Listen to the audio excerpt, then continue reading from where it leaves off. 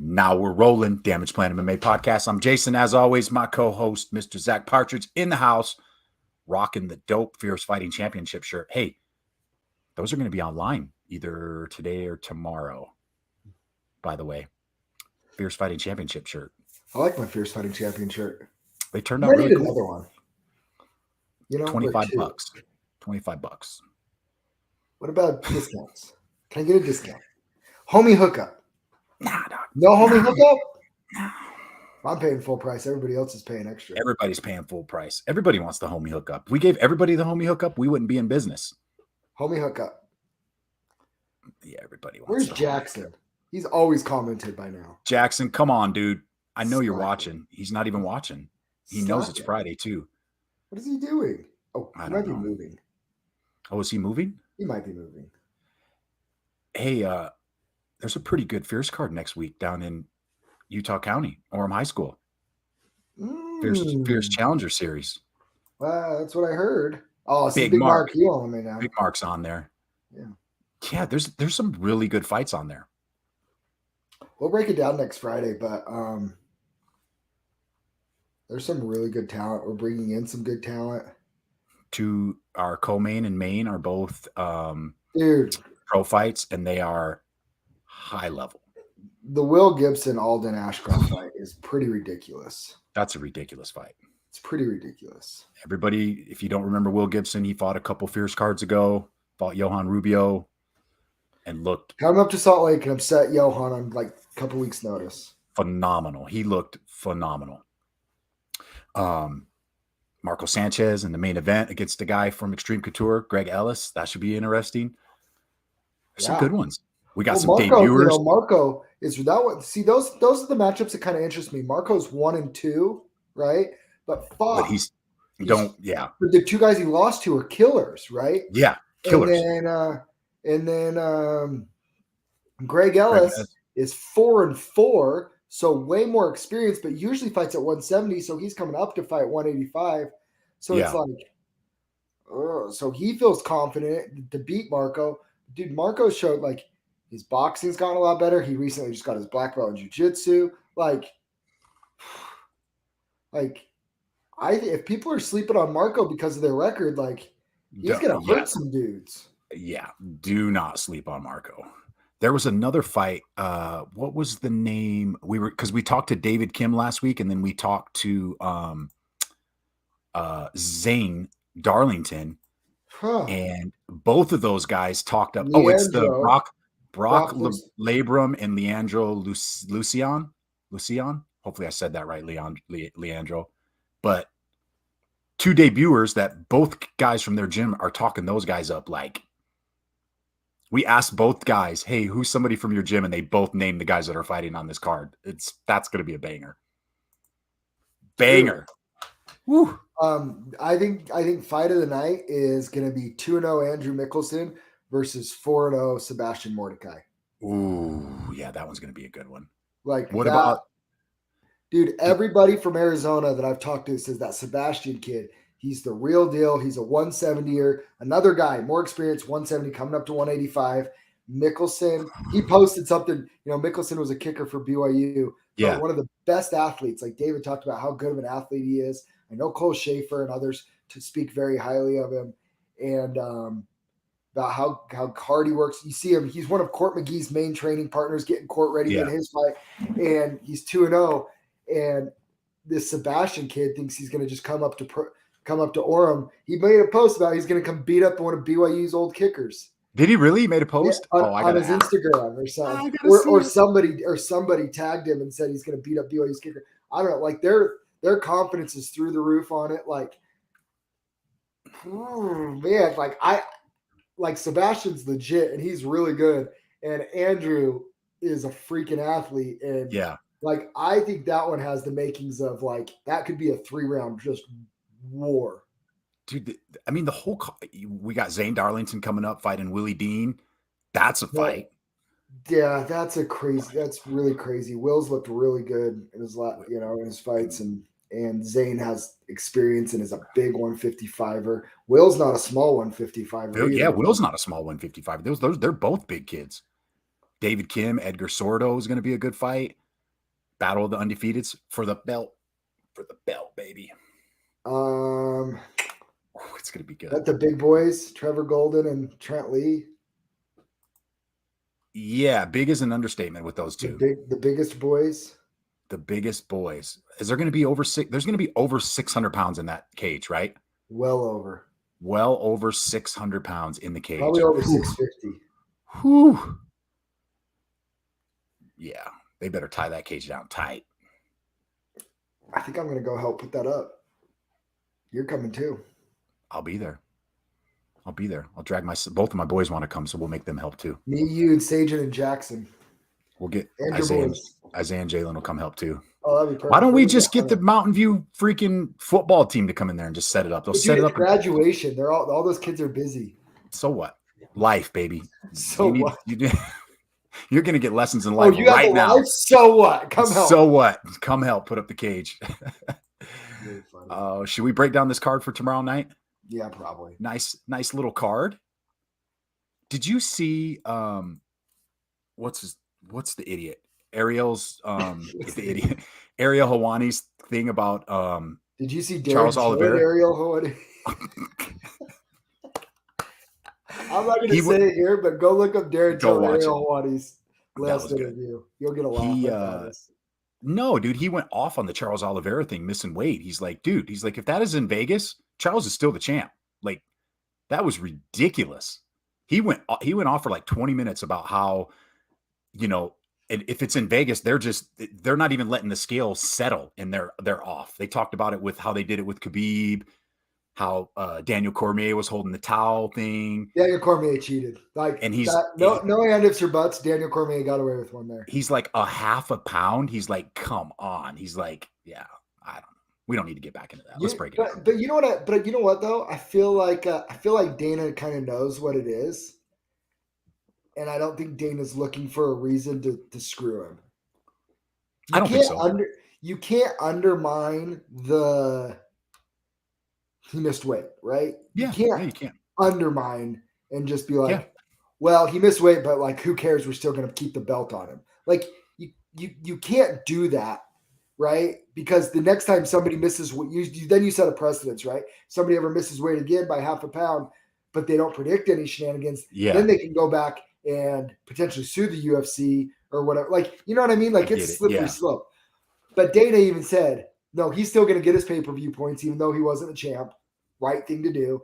And somebody said, is he going to get his pay-per-view points when he fights to regain his thing? And he said, that's a good question. Like, I'm going to have to think about that. So the fact that he's like I'll bet you Oliveira still does. That was the biggest upset to me, right? Because it's like John Jones not being undefeated. We all know he's undefeated, right? Yeah. Like, we all know. Well, yeah. To me, it's another one of those things where it's like, we all know. Like, nobody's going to look back and be like, remember when he beat Justin Gaethje for a number one contender fight and then had to win again? No, that was a title defense. Everybody all views that as a title defense. And as long as he doesn't miss out on money and pay-per-view points, who cares? Why wouldn't you just shave your head? That's not a half a pound, dude. Take off your hat. See how much you'd get if you shaved your head. My head's bald. Exactly. Oliveira, he's got some thick. Yeah, I guess it's kind of thin. It's not even close, dude. It's not even close. Stick half your foot off the scale. I don't know. Just drain the blood. Get an IV. There you go. Pull That's out crazy. Half a pound. It's such a crazy thing because he looked so good, and the way he won the fight to win the fight after all that. I honestly think it goes down very similar to John Jones. Everybody knows that John Jones is undefeated. I think everybody's going to view this as still all part of Oliveira's reign until he fights Islam. Okay. Does he beat Islam? This is the first time I'm saying this. I don't know. I'm not convinced. I'm not as convinced as I was that Islam would. Remember when Islam did that to Dan Hooker? And we were just like, nobody's beating that guy. Yeah. And you even said, Oliveira's not beating that guy. Right? Yeah. But Oliveira has looked so incredible. You'd be a fool to count him out in that fight. You would. You really I think would. Islam will be favored, rightfully so. But I hope it's a huge number, so I feel good about putting a little bit on Do Bronx. If Do Bronx is anything more than plus 200, I'm all over it value-wise. I mean, who has Islam beaten? He hasn't beaten anybody at that level yet. Not to say that he can't. Not to say he doesn't have the skills. But he hasn't really had what he did to Dan Hooker and even Bobby Green, who's not like a contender by any means. Yeah. But the way he beat them and how easy he made it look, he's finished his last 4. Oh yeah, he finished Thiago Moises, rear naked choke, Drew Dober. That was really impressive because Thiago's a monster on the ground. Yeah, he holds a win over Sharukian too, Arman Sharukian. Granted, that was 3 years ago. That looks like a huge win right now. It's probably going to look even bigger in the next few months. He's a problem. Sharukian, yeah. All right, let's break down this fight card tomorrow. All right, Do you want to see the Islam Benny Dariush fight first? Nope. I want to see Islam Charles right now. Sorry, Benny. I love Benny, but no, you know what? Give the fans what they want. Give Charles the fight in Brazil. No, because Islam can't fight till when's Ramadan over? Who cares? Is it over? He fought during Chamai fought during Ramadan. He didn't care. Did he? He's not a real Muslim then. He's not a real Muslim. Nope. They're pulling his card. Be careful, cancel culture boy. Yeah. You can't tell somebody they're not a real Muslim. So Charles wants to fight in Brazil at the end of the year, is what he said, right? Is Brazil I think he said October, November in Brazil is what he wanted. Let him fight Conor at the end of the year. Let him fight Conor in Brazil at the end of the year. That's the only person I want to see that I would be okay with jumping ahead of Islam. Is Conor? If Islam and Benny can fight by this summer and then they can fight again by the end of the year, I'd be okay with it. Sure. But I mean, I don't like the Conor fight. I don't like it either, but it's a big fight. It gets Charles paid, right? That's it right there. You nailed it. Dude, did you see Michael Chandler's finger? He dislocated his finger. Did I send you that? 30 minutes before the fight. Wow. Show must go on, baby. Do you like Michael Chandler versus Dustin Poirier? Yeah, actually I do like that. I do like it. I thought that little video, I thought that was kind of fun how Chandler was like, Poirier basically just dismissed me. And to tell you the truth, I kind of forgot about him. And you know what? In the mix of all this, yeah, Dustin's kind of the one that's being left out. He is kind of being the one that's left out. I like him and Chandler. Do it at 172. Why? Why not? Because it's irrelevant for either one of them. Both of those guys are irrelevant at 155 now. That's the dumbest thing you've ever said on this podcast. I stand by that. Michael Chandler, Dustin Poirier are irrelevant at lightweight. That is the dumbest thing you've ever said. Are either one of those guys going to fight for a title? Are either one of those guys going to fight for a title again? Yeah. Who? The winner of that fight. The winner of what fight? Chandler and Poirier? If Chandler and Poirier fight, the winner ain't getting the not shot. The number one of them not the number one contender for a rematch. They're not getting that fight. Chandler might, Poirier won't. Chandler might. I stand by it. The dumbest thing you've ever said on this podcast is that Dustin Poirier and Michael Chandler are irrelevant in the 155. They're irrelevant to me. What do they do? What do they do? What do they bring? Look, Poirier is getting very long in the tooth. He's had some wars. Is Poirier number 2? Yeah. He is number 2. Do you retract your dumb statement yet? No, because here's the problem. Gosh dang it, Jason. Here's the problem. This is the worst take you've ever had. Because Islam's going to jump. I'm going to start calling you Stephen A. Smith Jr. You have Benny. Okay, Skip Bayless. I don't see. I'm going to start calling you Skip. You tell me if Poirier beats Chandler, you think he deserves a title shot after that? I never said deserved. You think he would get a title? No, I don't think he would get it. Uncle Dana's not giving him that. Uncle Dana's not giving him that. He's just because he lost twice. He got tapped out twice in 2 championship fights. He wasn't even competitive. You are on track for this is your worst podcast takes ever. Why is that? That's a great take. Poirier wasn't competitive in the Oliveira fight when he dropped him. For a half a second until he got choked out. Oliveira's playing possum. Oliveira's playing possum. He falls down. He wants him to come down. This is ridiculous. He's like the TikTok you sent me, the guy when he breaks into his house. He's like the guy of the TikTok you sent me. Mark. He's butt scooting. Jump in my guard so I can choke you out. Carl Sims is watching with us. Somebody please talk about Poirier's not. Can somebody please help me with this? And somebody needs to check. What happened? Okay, after he got knocked down, what happened? Carl Sims. What did Carl Sims? Jason's high. See, he thinks not right now, Carl. Not right now. Under the influence. Not right now. Later tonight, maybe, but not right now. You're under the influence. It's the only reason why I'm playing. No, man, listen to me. Bro, 2 versus what? Isn't Chandler 4 or is he 3 when he moves up? No, Chandler is 5. Islam is 4. Gaethje is 3. So where's Benny Dariush? Benny's 6. Benny should be above Chandler. It should be Charles, Islam, Benny, then Poirier. And Gaethje and Chandler is kind of a toss-up. I'd put Gaethje over it because he beat him. But Poirier's not my number 2. He's just not. No, let me. Okay, there's. You know how people fantasize what's going to happen with whatever. Yeah. Okay, let's just say. Who's Poirier beating? You sound like a casual. Freaking Carl! Happy birthday, Carl. And you can't say anything because he's going to come and choke you out. I know. Who's Poirier beating in the top 5? Gaethje, Chandler, Islam, Gaethje, Oliveira. Who's Poirier beating right now? And even add Benny in there too. Benny? He beats Benny? Yeah, I think so. No. How do we know? We never even see Benny fight. Benny Dariush, we've seen him fight once a year.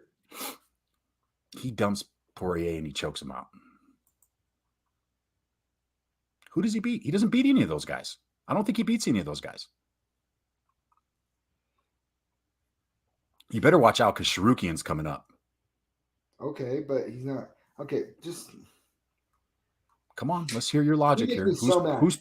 Who's Poirier? Who's Poirier beating? You're dumb casual behind. Tell me who's beating. Hey, Cash, Poirier. He beat Gaethje. That was a long time ago. Okay, a couple years ago. Gaethje's the only. And he beats Benny. I don't think he beats. I don't know if he beats Chandler. He beats Gaethje. I'll give you Gaethje. Okay, time out. So Gaethje beats Michael Chandler, and you say he beats Gaethje, but he doesn't beat Michael Chandler? Not right now. No, I don't think so. I think Chandler's he's high right now. You're high right now. No, not yet. Not right now. Oh gosh, dude. So you think he could beat he beats Chandler and Gaethje? Poirier does. Yeah, I do. Okay, let me just tell you. I think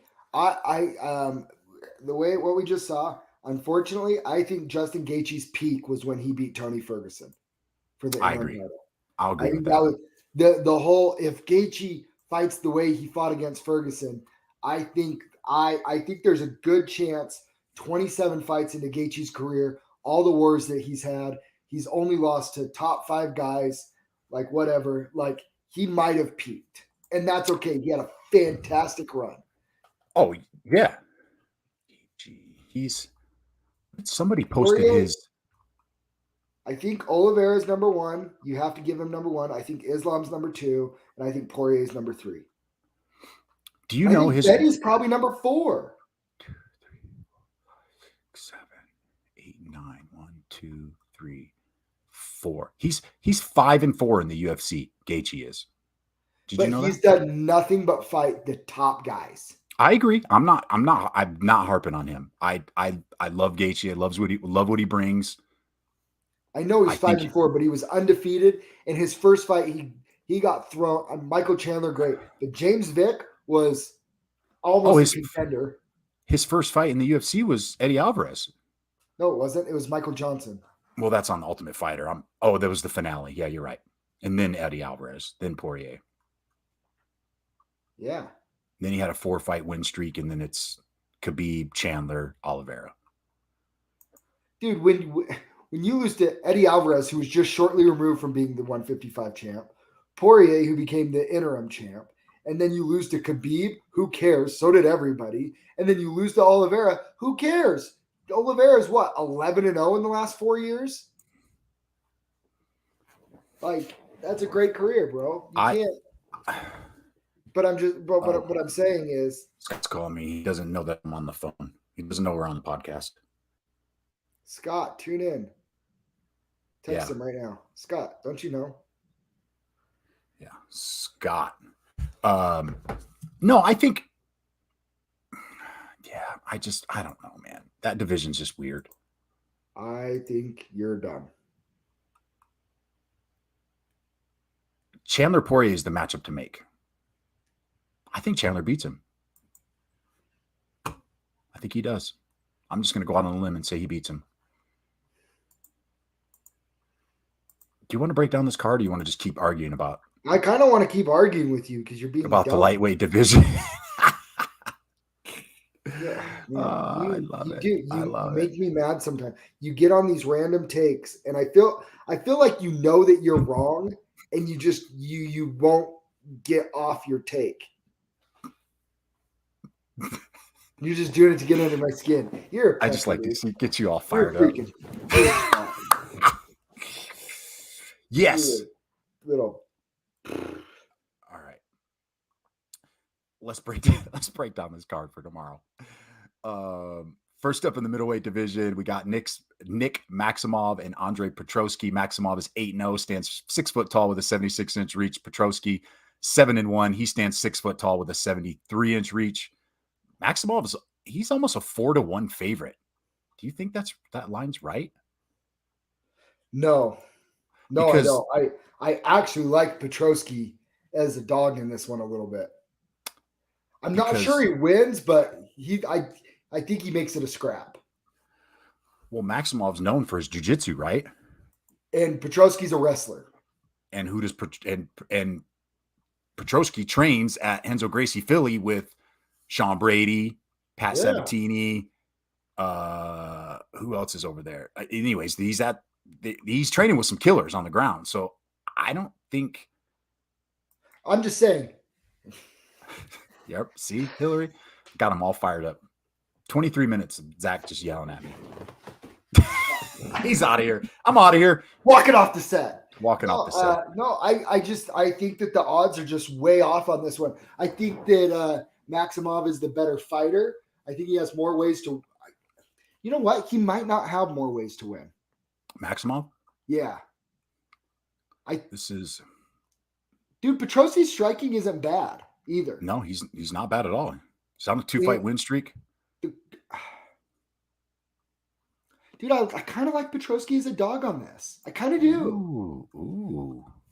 Okay, then. I think Petrovsky has shown that when he lost to Brian Battle, Brian is a big, tall, long striker, right? Yeah. Pooh Bear. Brian Pooh Bear Battle. It's the worst nickname in the UFC. When he lost to him, it was not his style of fight. Maximov, what's going to be interesting with this fight is Maximov is a jiu-jitsu guy. Petrovsky's a wrestler, so it'll probably end up on the feet. I think Petrovsky does fine on the feet there. I might be totally wrong on this. I take a flyer on Petrovsky. I'm going to pick Petrovsky. I'm going to take a flyer on this. Right. Big dog.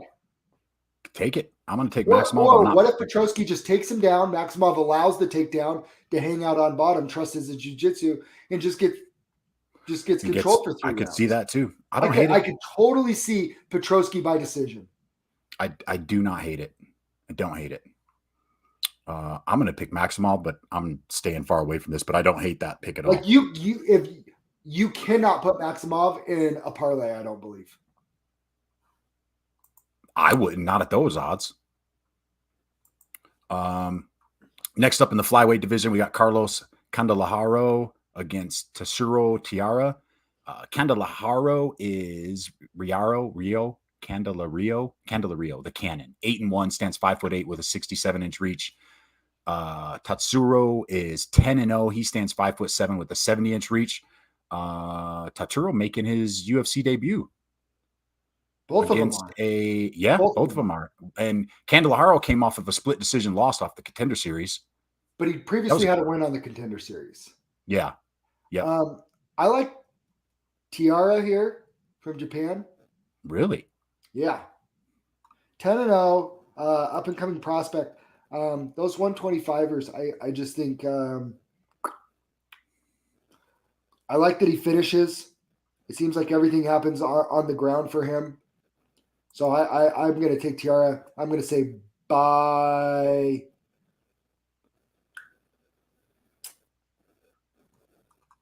I'm going to say by submission.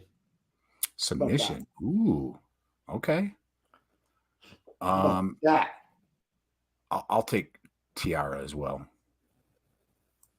Next up in the strawweight division, we got Verna Jandaroba against Angela Overkill Hill. Jandaroba is 17-3. She stands 5'3" with a 64-inch reach. Hill 13-11. She stands 5'3" with a 64.5-inch reach. So pretty even on stats. Hill a little bit older, 4 years older for Hill. Do my eyes tell you who I'm picking? That is just wrong. That is just wrong, Zach. How is Hill? Jandaroba by decision. Does this meme say why is Hill still in the UFC? She's in the UFC because she's a commentator. But she wasn't until just recently. She's been commentating for like 2 or 3 years now. 6, 7, how many? 8, 9, 10, 11, 12, 13, 14, 15, 16. 16 fights, and she's lost 1, 2, 3, 4, 5, 6, 7. You don't have to count them. You can just do simple math. 9. Yeah. She's lost over half her fights. That's crazy. Wow. Interesting. Yeah, I'm going Jandaroba. That would be like my lock of the card. Yeah, I'm surprised. I just don't see a path of victory for Angela Hill in this one. Next up, we got in the lightweight division, we got Michael Johnson against Alan Patrick. Johnson is 19-17, stands 5'10" with a 73.5-inch reach. Patrick is 15-3. He stands 5'11" with a 74.5-inch reach. Who do you like in this one? I actually really like this fight. So it's gonna be a fun fight, I think. I think it's gonna be a really fun fight. The thing is, I think there's gonna be I think that there's gonna be some really we're gonna see a different Michael Johnson, like with some urgency. I feel like. Okay. Was it 4 fights in a row, and fights that were winnable for him? I think he does win this one. All right. I'm going to follow you on. I'm going to take Michael Johnson on that one as well. Vivian in the flyweight division, we got Vivian Araujo against Andrea Lee. Araujo 10-3, stands 5'4" with a 68-inch reach. Lee 13-5, she stands 5'6" with a 69.5-inch reach. All right. Let's go. Vivian Araujo by decision. Pretty much coin flip on this one. Araujo by decision. Really? You think she gets it done by decision, huh? I do. Oh, this is a tough one. Well, it's a coin flip for a reason, but I would just say this. I mean, she lost it stylistically. Caitlin Jagagian can be a very tough fight, but I think that her win over Roxanne Modafferi and Montana De La Rosa were good wins. She lost a controversial decision to Jessica Ai, if I remember correctly. Alexis Davis. Got a knockout before that. When I see it on, I like Araujo. Like I like her overall game, and I feel like Lee is kind of hit and miss, right? She lost to Roxanne Modafferi right before Araujo beating her. So it shows me that she can have off nights. Yeah. I feel like Araujo, you kind of just get what you get, where Andrea Lee, it's hit or miss. And so I'll take the more consistent Araujo when it comes to picking, and the plus money because I think it's a coin flip. All right, then. I'm going to follow you on that pick. I'm not seeing anything betting-wise that I'm liking quite yet. Next up in the flyweight division, we got Jake Hadley, White Kong against Alan Nascimento. Hadley is 8-0, stands 5'7" with a 68-inch reach. Nascimento is 18-6. He stands 5'9" with a 69.5-inch reach. White Kong making his UFC debut. He's a Cage Warriors bet. Yeah, he's the Cage Warriors bet, and he's also flipping the double bird at the camera, I believe, right? That's his typology picture. Yep, I believe that is him. Yep. Yeah, give me the dude with that swagger. No, I just like the Cage Warriors guys. I think they're pretty well prepared when they come here. They are pretty well. I don't know if I like him at minus 220. No, I don't love the odds. I'm just saying to pick him to win. I think he wins. I'll go Hadley on that one. I'll follow you on that one as well. Don't have anything to argue yet. Next up in the lightweight. Here's the thing why it's scary. Alan's his experience is something to not totally discredit there. That's the thing that scares me. Here's the thing with Alon, though. He's from Shoot to Box Diego Lima in Sao Paulo, Brazil. That's the same camp, I believe, that Charles Oliveira is out of. Is that correct? Yeah. I think so. And yes. It is. Yep. But he lost the Dana White Contender Series to Pavaya, who we've seen is really good, but it was a split decision. And then he's 0-1 in the UFC. I think he's a live dog in this. I just like the Cage Warriors part of it.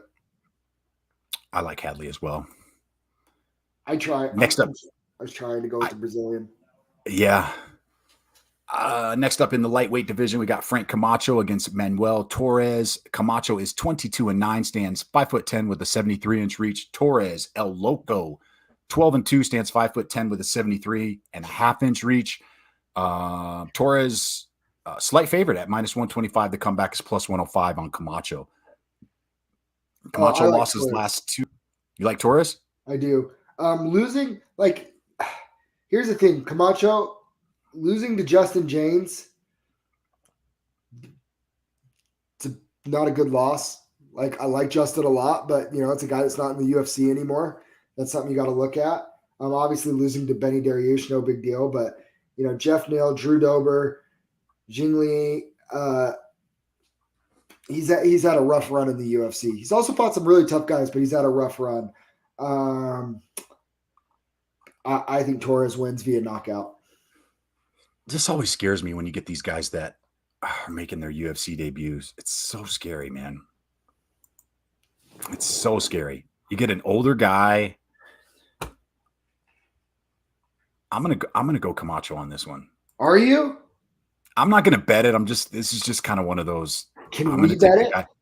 No, I don't feel that comfortable about it. It's just one of those ones where it's like, how about the loser of the bet has to go into the cage next weekend at the Fierce Challenger Series and get a body shot from Handsome? No.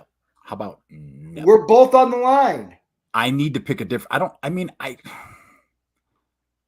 Dude, he's got 1, 2, 3, 4, 5, 6, 7 fights in the UFC. And look who he's lost to. Jing Liang Li, Drew Dober, Jeff Neal, Darush, and Justin everything I said. I know, I'm just saying, I'm going to pick Camacho. And I'm not going to bet you a body shot because I do not want to get punched in the stomach by a guy could that's be me, though. 260 pounds.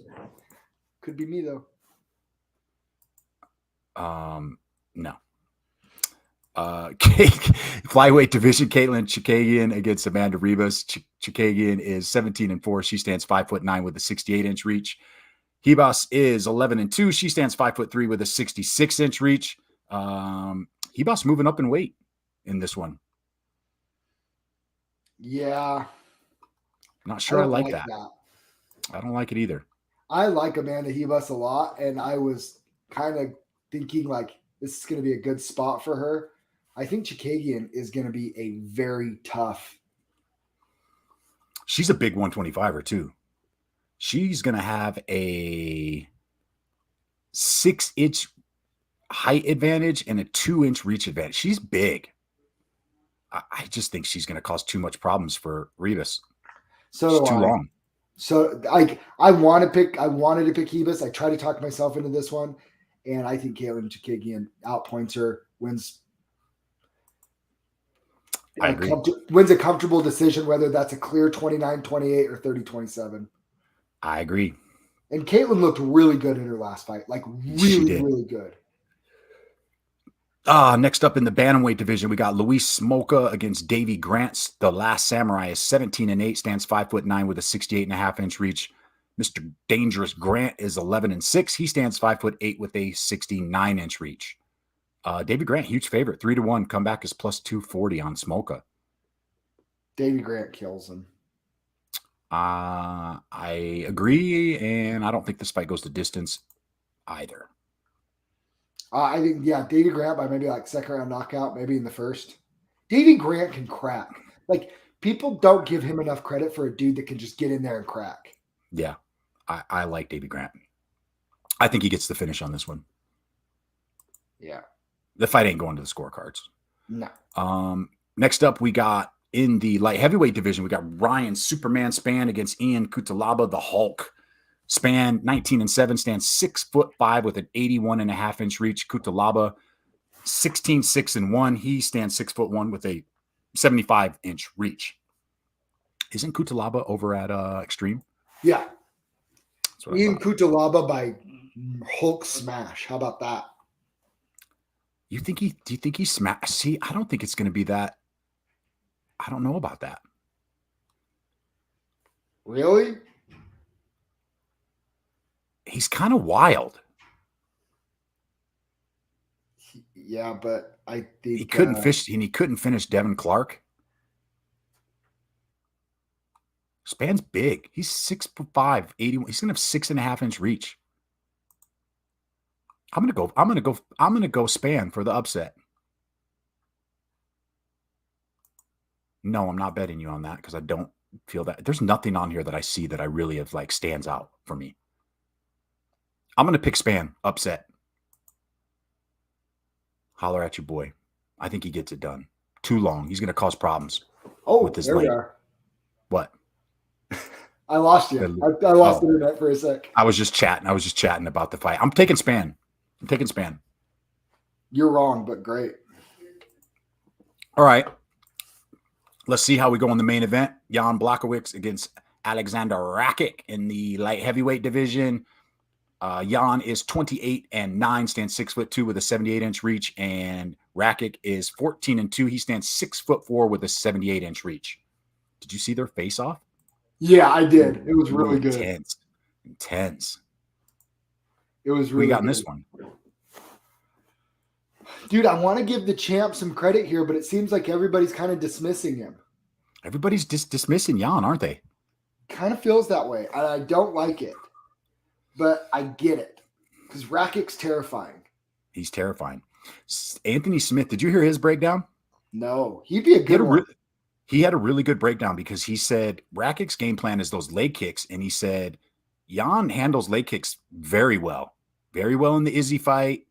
In any fight that he's had with leg kickers, he handles those really well.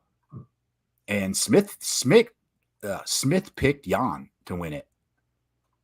I don't know. I think Rakic's just he's next up. I am leaning Jan. Ooh. We're going to disagree on the main event and the co-main? Why not? Yeah, I'm leaning Jan. Does it go to decision? No. I don't think so either. What's the... I think Jan knocks out Rakic. How about that? Ooh. Like third, fourth round. You know, the Polish power there, it's kind of a myth. What if Rakic, you ready for this? Yeah. Jan by submission. Ooh. You like that, don't you? Yeah, I do actually. I don't see odds on that. Let's see. Mike goes to decision round 2. So I'm looking at the Span and Kutalaba fight because I don't see odds on the other one. Kutalaba wins in round 1 plus 130. They think Kutalaba's going to knock him out. See, I don't think so. I don't think it's going to be that easy. Well, I think you're wrong. Yeah. Why? How come I don't have odds on the main event? Wouldn't be the first time you were wrong. Are they doing Lozon and Cerrone on this card? No. The odds are, they have odds up on Best Fight odds, and that's on there. That's why I ask. Gotcha. Okay, so you think Jan submits him? I don't hate it. Exactly, Scott. Tell him. It's always him, Scott. It's always him. Dude, The cyberbully. Scott, The cyberbully. when Jason says stupid things, he needs to be called out for it. Zach, how many times have you been in Facebook jail? No. The cyberbully. I'm reformed, and I've been out for a long time now with no violations. Unless they watch Facebook Live, then I might be in trouble. But Scott, would you?